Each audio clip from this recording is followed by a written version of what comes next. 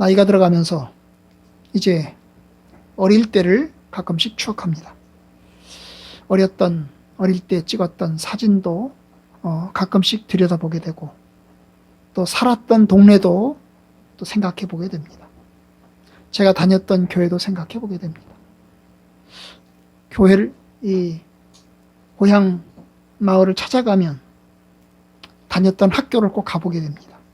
그리고 다녔던 교회도 또 가보게 됩니다.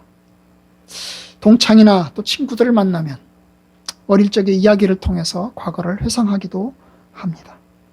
그 회상을 통해서 감사함도 느끼고, 또 어떤 때는 슬픔과 또 기쁨도 또 경험하기도 합니다. 예수님께서 오늘 가셨던 곳, 바로 예루살렘에서 떠나서 요단강 동편으로 가셨으며, 그곳은 세례 요한이 세례 주던 곳입니다. 예수님이 세례 받으시던 곳입니다. 그곳으로 가셨습니다. 그곳에서 예수님은 무엇을 생각하셨을까? 그곳에서 예수님은 무엇을 하셨을까? 오늘 그것을 살펴보고자 하는 것입니다. 예수님이 예루살렘에서 이스라엘 유대인들과 충돌을 하셨죠. 네가 메시아냐? 분명히 밝혀라. 예수님께서는 자기가 이미 내가 말로 밝혔고 내 행동으로 이미 밝혔다, 그러시면서 이야기를 했어요. 그리고 내가 누구인지 네가 믿지 못하더라도 내가 하는 행동을 통해서라도 믿었으면 좋겠다. 나와 아버지는 하나다. 이런 이야기를 이제 지난 시간에 우리가 살펴보았습니다. 그러자 유대인들 화가 나서 예수님을 죽이려고 했죠. 돌을 들어 예수를 치려고 했습니다. 예수님은 도망가셨습니다. 그들 사이에서 빠져나가셨어요. 아직은 때가 아니셨기 때문에 빠져나가는 거죠. 그리고 이제 가신 곳이 바로 예루살렘을 떠나서 요단강 동편으로 이제 가신 것입니다. 여러분, 때가 12월 중순입니다. 여러분, 12월 중순이면 이스라엘도 겨울입니다. 겨울이면 추울 때죠. 여러분, 추울 때 여러분 바깥 생활을 한다는 것이 얼마나 어렵습니까? 그런데 계절상으로 추운 계절, 쉽지 않은 시간에 예수님은 예루살렘을 빠져나가서 요단강 동편으로 가셨습니다. 유대인들의 박해와 핍박이 있었기 때문에 빠져나가신 것입니다. 예수님을 신성 모독죄로 죽이려고 했기 때문에 도망가신 겁니다. 예수님이 비겁한 겁니까? 아닙니다. 아직은 때가 아닌 겁니다. 여러분, 예수님이 때가 되시면 당당하게 죽음의 길로 가실 겁니다. 주님은 그 때를 기다리고 계신 겁니다. 아직은 몇 달이 더 남아 있어요. 예수님은 6월절에 어린 양으로 죽으실 거기 때문에 6월절까지 기다려야 됩니다. 수전절로부터 6월절까지는 아직도 넉 달 반이 남아 있습니다. 그러면 예수님이 6월절에 어린 양으로 죽으실 거기 때문에 6월절 때를 기다리시면서 이제 그 기간 동안에 예루살렘 성 밖으로 나가셔서 도피를 하신 겁니다. 바로 예루살렘에서는 이 요단강 동편이 한 30km 정도 되는 거리입니다. 그 30km 되는 거리를 이제 내려가신 거죠. 내려가신 겁니다. 그리고 요단강을 건너가서 동쪽 베레아 지역에 이제 가서 거주하신 겁니다. 여러분, 쉽지 않은 겁니다. 들판이잖아요. 그렇죠? 그곳에서 동굴이나 들어가서 이제 쉬셔야 되는 겁니다. 동굴들은 여기저기 있어요. 아마 동굴들에 가서 아마 주무셨을 것입니다. 그곳에서 예수님 뭘 하셨을까? 뭘 하셨을까? 여러분, 그곳은 아시는 대로 세례 요한이 처음 세례를 주던 곳입니다. 물론 세례 요한은 요단강에서 세례를 줬어요. 근데 요단강이라고 하는 것이 뭐 이렇게 길어요. 여러분, 갈릴리 호수에서 출발해가지고 사해까지 내려오는 그 길이 요단강이거든요. 그러니까 아마 세례 요한은 그 요단강을 오르내리면서 위로부터 갈릴리까지 가고 그 다음 아래로 여기에서 세례를 주었을 것입니다. 그런데 여기 보면 예수님 처음으로 세례를 주던 곳이라고 그랬어요. 그죠? 처음으로 세례를 주던 곳이라고 이야기를 합니다. 그것이 정확하게 어디냐? 그건 찍기는 쉽지 않습니다. 그러나 어쨌든 간에 요단강 동쪽에 요단강을 건너가서 이제 그 지역의 어느 쯤에선가 이제 예수님이 가신 겁니다. 예수님이 바로 그곳을, 요한이 세례를 주던 바로 그곳을 찾아가서 거기서 이제 어떻게 하십니까? 거하시게 됩니다. 거주하게 됩니다. 하루 이틀 간 게 아닙니다. 아마 최소한 성경학자들의 생각으로는 한 달 정도는 거기서 머물렀을 것으로 추정을 합니다. 한 달에서 한 2달 정도. 왜냐하면 예수님께서 예루살렘에서 빠져나가서 거기서 머물러요. 그러다가 다시 예루살렘 쪽으로 다시 들어오십니다. 그리고 다시 빠져나갑니다. 다시 빠져나가요. 왜냐하면 유대인들이 다시 죽이려고 하니까 다시 빠져나가요. 여러분 10장에서 우리가 읽은 데가 보면 예수님이 빠져나가신 이야기가 있죠. 11장에서도 예수님이 들어왔다가 빠져나갑니다. 예수님이 11장에서 죽은 나사로를 살립니다. 죽은 나사로를 살린 사건 때문에 유대인들이 화가 납니다. 화가 나요. 왜냐하면 이 죽은 나사로를 살리자 유대인들이 환호를 합니다. 많은 사람들이 환호를 합니다. 예수가 능력자구나, 예수가 하나님의 아들이구나 생각해서 예수를 추종하는 사람들이 늘어납니다. 그러자 여러분 반대편에 있는 유대인들은 그것 때문에 더 화가 나요. 이제 이번엔 아예 예수님과 함께 나사로까지 싹 다 죽여버리자 이래가지고 예수를 죽이려고, 나사로까지 죽이려고 찾아 나섭니다. 바로 그 사실을 알고 예수님이 도망을 가는 거죠. 이것이 11장입니다. 11장. 그 11장에도 이제 내려가서 이제 어디선가 주께서 머무신다는 말씀이 나와요. 그러니까 그런 걸로 봐서 여러분, 이 예루살렘에 들어오신 것은 잠깐이고 그야말로 예루살렘 밖에서 나가는 시간이 훨씬 더 많은 겁니다. 그래서 성경학자들은 아마 여기서 최소한 한 달에서 2달 정도는 계셨을 것이다 라고 생각을 합니다. 그럼 그곳에서 예수님 뭘 하셨을까요? 뭘 하셨을까요? 세례 주던 장소, 세례 요한이 세례를 주던 장소, 혹은 예수님 자신이 세례를 받던 장소를 바라보면서 주님이 뭘 하셨을까요? 여러분, 세례 요한은 이미 죽었습니다. 세례 요한은 세례를 주고 나서 사람들에게 하나님 말씀을 전하는 일을 하다가 이미 죽었어요. 헤로드 왕에 의해서 목 잘려 죽였죠. 그죠? 헤로드 왕이 세례 요한을 잡아가서 감옥에서 목 잘라가지고 죽였습니다. 바로 세례 요한은 이미 죽었어요. 1년 전에, 최소한 1년 전에 이미, 2년 전에 이미 죽었습니다. 바로 이 세례 요한을 바라보면서 무엇을 생각하셨을까? 아마 저는 생각해 봅니다. 나도 세례 요한처럼 고난의 길을 가야 될 텐데, 나도 이제 주님의 뜻에 따라서, 하나님의 뜻에 따라서 나도 십자가의 길을 가야 될 텐데 라고 생각했을 것입니다. 또 어쩌면 내가 세례받았던 때를 생각했을지 모릅니다. 예수님은 3년 전에 세례 요한에게 세례를 받았습니다. 그러면서 이제 세상 죄를 지고 가는 하나님의 어린 양이라고 하는 이 말씀을 통해서 자기의 사명과 길을 생각했을 것입니다. 그러면서 생각하는 거죠. 내가 갈 길이 무엇일까? 나는 어디까지 가야 될까? 나도 세례 요한처럼 그 길을 가야 될 텐데, 하나님, 내가 이 길을 끝까지 잘 걸어갈 수 있도록 인도해 주옵소서. 아마 그런 기도를 했을 것으로 생각이 됩니다. 또 무엇을 했을까요? 생각만 하고 기도만 했을까요? 아닙니다. 제자들과 함께 시간을 보내셨습니다. 예수님은 자기의 사명을 생각하면서 이제 남은 제자들에게 어떻게 하면 그들이 하나님 말씀 가운데 굳게 설 수 있을지를 열심히 최선을 다해서 가르쳐 왔습니다.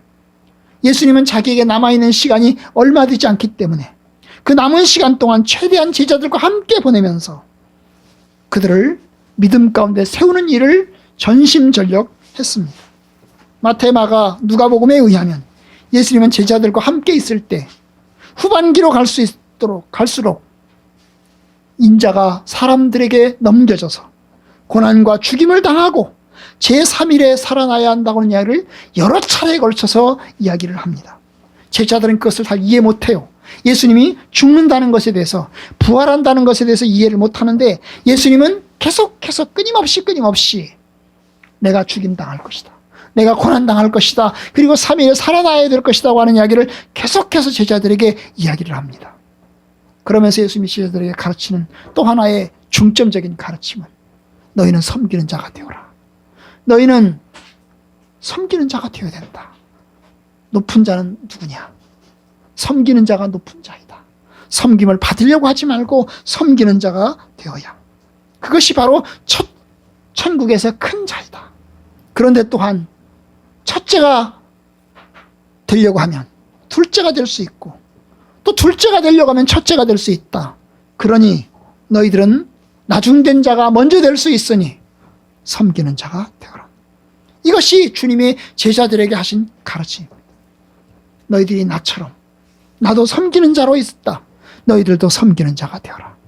이것이 주님의 중점적인 가르침이에요.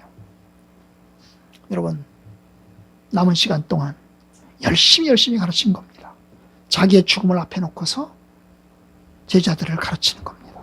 마치 부모가 자기의 죽음을 앞두고 참 끊임없이 똑같은 이야기를 자녀들에게 반복하는 것과 같습니다.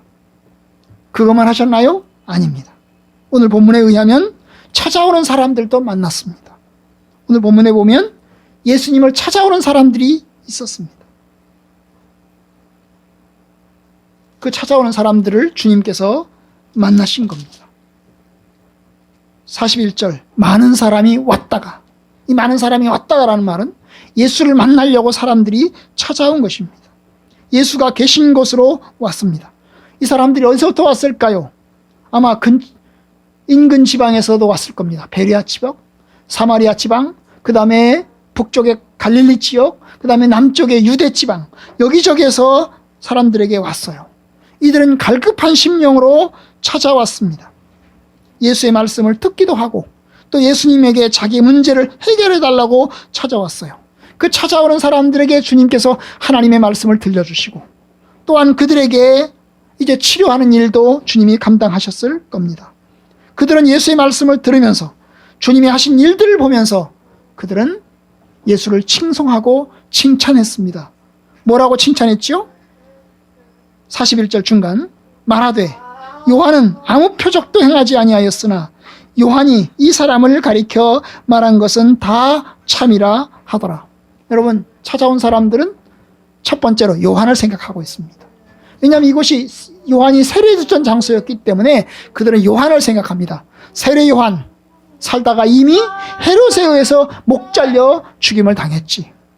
예수님이 그 지역에 가서 세례 요한을 생각했던 것처럼 예수님을 찾아온 사람들도 역시 세례 요한을 생각하고 있는 겁니다. 세례 요한을 추억하고 있는 겁니다. 세례 요한이 세례를 주던 곳, 세례 요한이 하나님 말씀을 전하던 그 장면을 추억하고 있는 것입니다. 세례 요한은 이상한 복장을 하고 하나님 말씀을 전했어요. 일반 사람들처럼 이렇게 우리 같은 옷을 입고 하나님 말씀을 전한 게 아니고 마치 꼭 또라이같이, 마치 꼭 원시인처럼 복장을 하고 하나님 말씀을 전했단 말이죠. 우리처럼 수염도 깎고 좀 다듬기도 하고 이렇게 해서 하나님 말씀을 전한 게 아니라 완전히 지저분하고 완전히 거지와 같은 그런 몰골을 하고 하나님 말씀을 전했어요. 그래도 그들은 그 사람이, 그 세례 요한이 하나님의 사람인 줄 알고 하나님의 예언자인 줄 알고 하나님 말씀을 전했어요. 들었어요. 그리고 그들에게 세례를 받았습니다. 세례를 받았습니다. 예수님처럼. 바로 그들은 그 세례 요한을 추억하고 있는 겁니다. 예수님이 그곳에 가서 세례 요한을 생각하듯이 사람들도 세례 요한을 생각합니다. 그러면서 그들은 세례 요한의 가르침의 한 대목을 지금 떠올리고 있어요. 뭐라고 이야기하고 있습니까? 요한은 아무 표적도 행하지 아니하였으나. 여러분, 세례 요한은 아무런 기적을 행하지 않았어요. 세례 요한이 한 기적은 아무것도 없어요. 죽은 사람을 살린 일도 없고 아픈 사람을 고친 일도 없고 귀신을 쫓아낸 일도 없어요. 오병이어의 기적을 행한 적도 없어요. 세례 요한은 아무런 기적을 행하지 않았어요. 평범한 사람이었죠. 그런데 세례 요한이 한 것은 하나님 말씀을 전하는 일, 그리고 사람들에게 세례를 주는 일을 했어요. 그러면서 동시에 그들은 한 가지를 더 했는데, 세례 요한은 한 가지를 더 했는데 바로 예수님에 관한 이야기를 한 것입니다. 사람들에게 하나님 말씀을 전하면서 그리고 사람들에게 세례를 주면서 예수님에 관한 이야기를 했어요. 세상 죄를 지고 가는 하나님의 어린 양이다.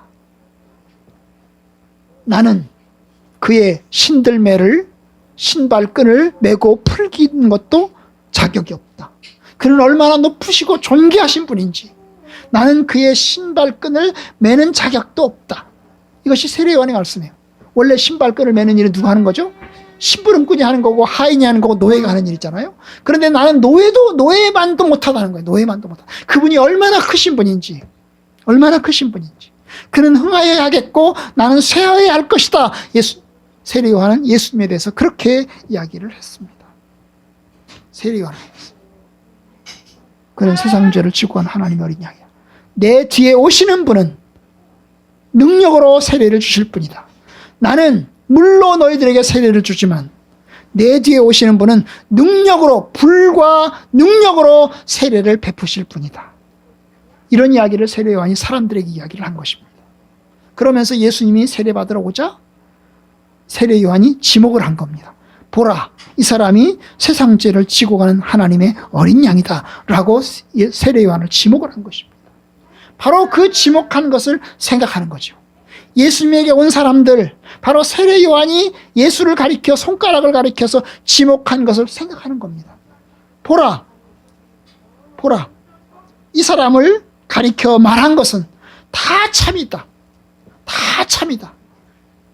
다 참이다. 이 사람, 예수가, 이 사람이라는 게 예수를 말합니다. 이 사람 예수에 대해서, 세례 요한이 예수에 대해서 말한 것은 다 진짜였다. 다 진짜였다는 거예요. 예수에 대해서 말한 건 다 진짜였다는 거죠. 그는 하나님의 아들이고, 그는 메시아고, 그리고 그는 세상 죄를 지고 간 하나님의 어린 양이다. 그것이 바로 진짜였다는 거예요. 진짜였다. 진짜였다. 그렇게 그를 고백합니다. 참 세례 요한을 추억하면서, 세례 요한의 말을 생각하면서, 세례 요한의 말이 참 진실이라고 하는 것을 그들이 생각하면서 어떻게 합니까? 42절, 그리하여 거기서 많은 사람이 예수를 믿었다. 거기서 많은 사람이 예수를 믿었다. 그 지역, 세례받으러 왔던 그 지역, 예수의 말씀을 들으면서 그들은 예수를 믿는 믿음을 갖게 되었습니다. 여러분, 오늘 말씀에서 제가 두 가지를 말씀을 드리려고 합니다. 그 첫 번째, 여러분, 예수님은 유대인들의 박해를 받아 요단 동편으로 피하셨습니다. 도망가셨죠. 아직 순환의 시간이 아니었기 때문에 그는 도망가셨어요. 6월절 어린 양으로 십자가에서 죽으실 것입니다. 그때가 되면 아직 몇 달은 더 기다려야 합니다. 때가 되면 예수님은 당당하게 예루살렘으로 들어오실 겁니다. 요단으로 가신 예수님, 제자들과 함께 시간을 보내면서 하나님 말씀을 가르치시고, 또한 찾아오는 사람들을 만나면서 하나님 말씀을 가르치고, 또 그들의 문제를 해결해 주면서 사람들을 모으기 시작을 합니다. 세례 요한을 생각하면서 자신의 사명을 생각하고, 세례 요한의 갈 길을, 갔던 일을 생각하면서 내가 가야 할 길을 생각하게 되는 겁니다. 여러분, 예수님이 가셨던 길, 주님이 가야 할 길 생각하는 겁니다. 주님은 내가 가야 할 길이 무엇인가? 내가 언제 주께로 돌아가야 하는가?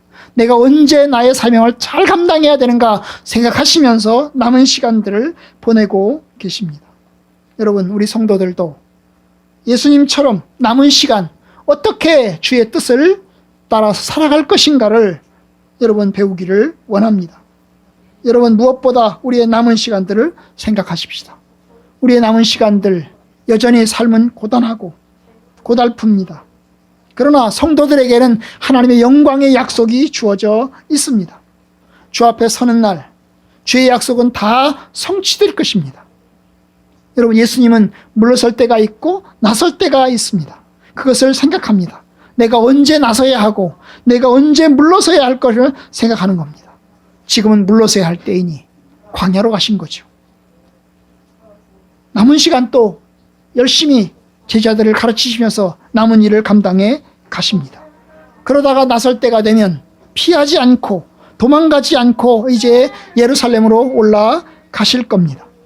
주의 성도들은 때를 생각해야 합니다. 술 취하지 말고 성령의 충만을 받아라. 세월을 아끼라. 기회를 살아. 주의 뜻이 무엇인가 생각하라. 지혜 있는 자가 되라. 이것이 주님께서 사도 바울을 통해서 주신 가르침입니다. 우리는 하나님께 기도합니다. 주님, 우리에게 은혜를 베풀어 주십시오.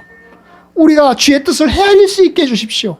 우리에게 남아있는 우리의 날들을 좀 카운트하고 계산하고 어떻게 살아야 할지를 좀 생각하게 해주십시오. 하나님, 우리가 어떻게 남은 시간들을 지혜롭게 보내야 될지를 생각하게 해주십시오. 여러분, 이것이 우리가 가야 할 길입니다. 여러분, 그렇죠. 우리는 모두 다 시간들을 생각합니다. 아마 나이가 점점 들어갈수록 남은 시간들을 생각할 겁니다. 어린아이들은 자기 남은 시간을 생각하지 않습니다. 앞으로 살아갈 날이 많기 때문입니다. 그러나 여러분, 이제 중년이 되어가고 노년이 되어가면 남은 시간들을 생각합니다. 젊은 사람들은 아직도 시간이 남기 때문에, 아직도 살아갈 날이 활창하기 때문에 그런 거 생각 안 하지만, 여러분, 우리는 조금씩 생각합니다. 내가 남은 날 동안 어떻게 살아야 될까 생각합니다. 여러분, 예수님이 그런 거죠. 예수님이 공생의 초반기라면 남은 날 별로 생각 안 했을 거예요. 그런데 공생이 후반기잖아요. 거의 이제 끝마무리까지 가고 있는 중이잖아요. 그렇기 때문에 자기 남은 날을 생각하면서 자기의 맡은 일을 감당해 나가려고 하는 겁니다. 여러분, 그게 지혜로운 겁니다. 끝을 생각하는 자가 지혜로운 자고, 또 끝을 생각하고 살아가는 사람이 지혜로운 사람입니다. 그럼 전도서에 의하면 결혼식 집에 가는 사람과 장례식 집에 가는 사람을 비교를 하면서 누가 복 있는 사람이라고 그랬습니까? 장례식 집에 가는 자가 복이 있다고 그랬어요. 왜요? 장례식 집에 가면서 자기의 끝을 생각하거든요. 자기의 끝을 생각하면 하나님 앞에 내가 어떻게 살아야 될 것인가를 결단하게 되거든요.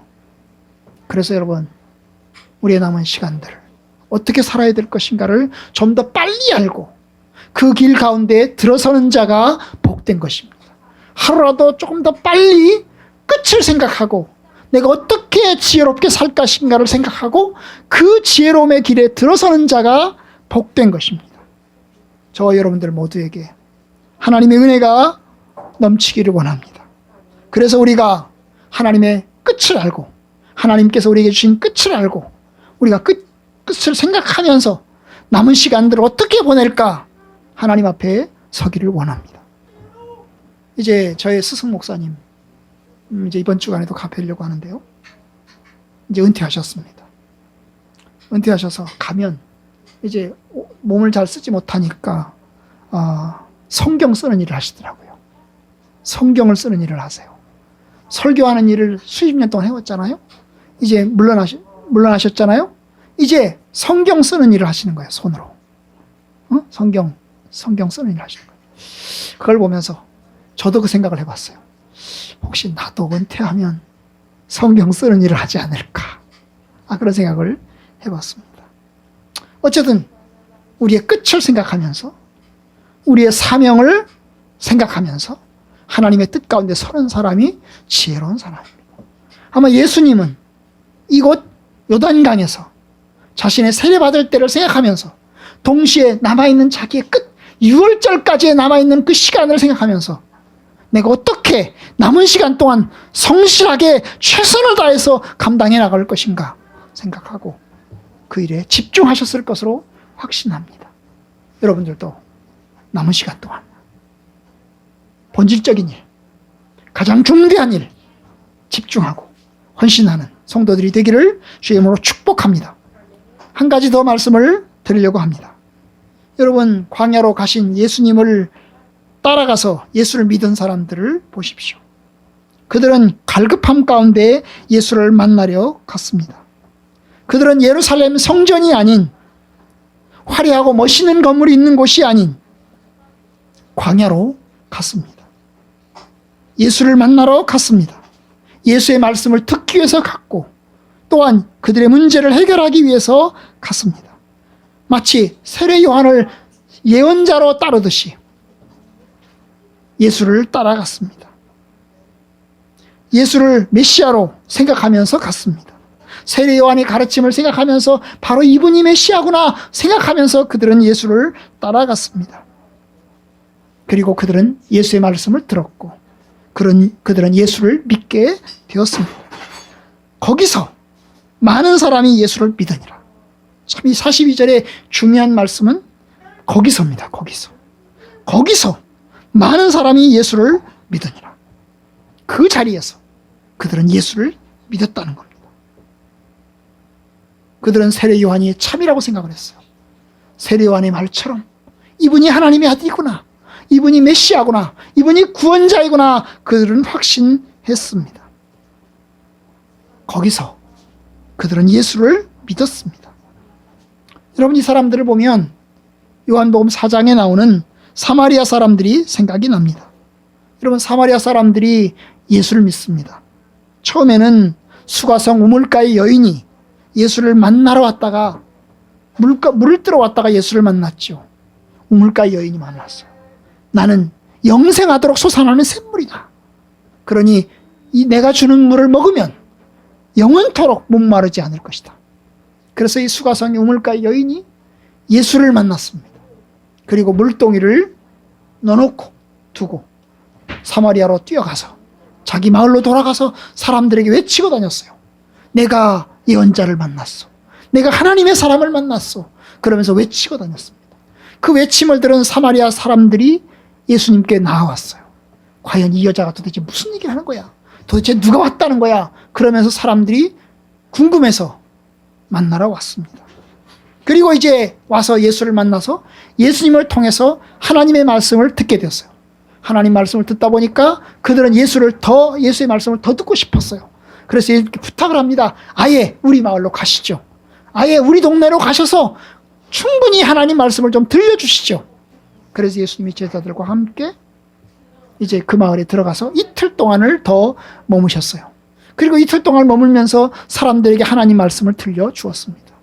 사마리아 사람들, 그들은 인간적으로는 유대인들에서 배척당하는 사람들이었습니다. 인간적으로는 잡종들이라고 무시를 당하는 사람들이었습니다. 그런데 그들이 예수님을 통해서 하나님의 말씀을 듣게 되었어요. 이제 그 사람들이 나중에 고백을 했어요. 뭐라고 고백하냐면, 우리가 이 사람 예수를 믿는 것은 너 수가성의 우물가 여인 네 말 때문에 예수를 믿는 게 아니고, 우리가 예수를 믿는 것은 바로 이분의 말씀이 진실임을 알았기 때문에 믿는 거다. 처음에 우리가 예수의 말씀을 듣기 위해서 온 것은 너 때문에 우리가 나왔지만, 예수의 말씀을 들으면서 이분이 참으로 하나님의 말씀이구나, 이분이 참으로 하나님의 사람이구나 우리는 확신하게 되었다. 그래서 우리는 이분의 말씀을 믿는다. 이것이 요한복음 4장에 나오는 이 사마리아 사람들의 고백이었어요. 이 사마리아 사람들의 고백과 똑같이 10장에 나오는 이 사람들도 처음에는 세례 요한을 통해서 예수를 소개받았어요. 세례 요한이 세상 죄를 지고 가는 사람이다. 그러니까 그런가 보다 생각을 했어요. 그리고 예수를 따른 거죠. 자기들이 기댔던 그 세례 요한이 목 잘려 죽임을 당하자 이제 그들은 예수를 따라가서 예수의 말씀을 듣기 시작을 했던 것입니다.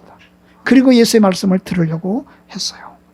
그런데 그들은 예수를 만나러 와서 예수의 말씀을 들으면서 확신하게 됩니다. 아, 세례 요한의 말이 진실이구나. 세례 요한의 말처럼 이 사람이 참으로 하나님의 사람이고 하나님의 구원자시구나. 하나님의 구원자시구나.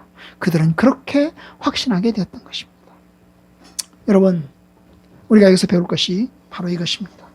처음에는 다른 사람의 말을 통해서 예수를 소개받고 또 믿음을 시작하게 됩니다. 다른 사람의 말을 통해서 듣습니다. 엄마 아빠 말을 통해서 듣고 친구 말을 통해서 듣습니다. 그리고 예수를 믿기 시작을 합니다. 그런데 여러분, 시간이 지나면서 내가 주님을 경험하면서 내가 주님과 함께하면서 이제는 친구 때문에 친구 말을 듣고 예수를 믿는 게 아니라 내가 믿음 가운데서 주님을 따라가는 것입니다. 예수의 말씀을 듣고 경험한 결과 주님께서 구세주인 것을 확신하게 됐어요. 그것이 참된 믿음입니다. 여러분, 저와 여러분들은 예수님을 나의 주님, 나의 하나님으로 믿기를 원합니다. 어머니의 하나님이 나의 하나님이 되고 어머니의 하나님이 나의 하나님이 되고까지 가기를 원합니다. 어머니를 통해서 예수님을 소개받았으면 어머니의 하나님이었습니다. 그 하나님은 어머니의 하나님이었습니다. 그런데 이제 내가 믿으면서 나의 하나님이 되는 겁니다. 어머니의 하나님이 나의 하나님이 되고, 여러분, 아브라함의 하나님, 이삭의 하나님, 야곱의 하나님이라는 말을 합니다. 여러분, 아브라함이 믿었던 하나님, 이삭이 믿었던 하나님, 야곱이 믿었던 하나님이 아니고 이제 내가 믿는 하나님, 내가 의지하는 하나님, 내가 경험한 하나님, 바로 그런 하나님이 되길 원합니다. 목사님의 하나님이 나의 하나님이 되길 원합니다. 목사님이 믿었던 하나님, 그 하나님이 이제는 목사님이 안 계시더라도 나의 하나님이 되기를 원하는 것입니다. 여러분, 하나님의 말씀을 읽을 때, 하나님 말씀을 들을 때, 성경을 암송할 때, 그리고 설교를 들을 때, 잠을 잘 때에, 그리고 하나님 말씀을 묵상할 때에 하나님의 말씀을 듣기를 원합니다. 주님, 나의 눈과 나의 귀를 열어서 하나님의 음성을 듣게 해 주십시오. 주님, 내가 주님이 나의 주님이 되고 나의 하나님이 되기를 원합니다. 부모된 입장에서 자녀들을 키우면서 끊임없이 기도하는 것은 우리 자녀들이 신앙생활을 잘 담당해야 되길 원합니다. 제가 가끔 말씀드린 적이 있지만 우리 아이들에게 부탁하는 말이 있어요. 우리가 없더라도 예수 잘 믿어라. 내가 떠나더라도 예수 잘 믿어라. 그것이 저의 바람입니다. 나의 하나님이, 제가 믿었던 하나님이 우리 아이들이 평생 동안 살아가면서 믿게 될 하나님이 되기를 진심으로 원하는 겁니다. 여러분들의 자녀들이, 여러분들이 떠나더라도 평생 동안 믿고 의지할 하나님이 되기를 간절히 원합니다. 우리의 눈과 귀를 열어서 하나님을 경외하는 삶이 되기를 원합니다. 나의 하나님이 까지 가길 원해요. 어머님이 하나님이었어요. 나는 안 믿어요. 우리 어머니는 교회 생활을 열심히 하셨지요. 나는 믿지 않습니다. 나는 더 이상 교회를 나가지 않습니다. 여러분, 그러면 믿음이 끊기는 거잖아요. 그죠? 믿음이 끊기는 거잖아요. 세례 요한의 가르침을 통해서 예수를 믿었던 사람들이 예수님의 말씀을 통해서 확실하게 믿은 것처럼 이제 여러분들이 예수를 만나길 원합니다. 성경을 통해서 예수를 만나길 원합니다.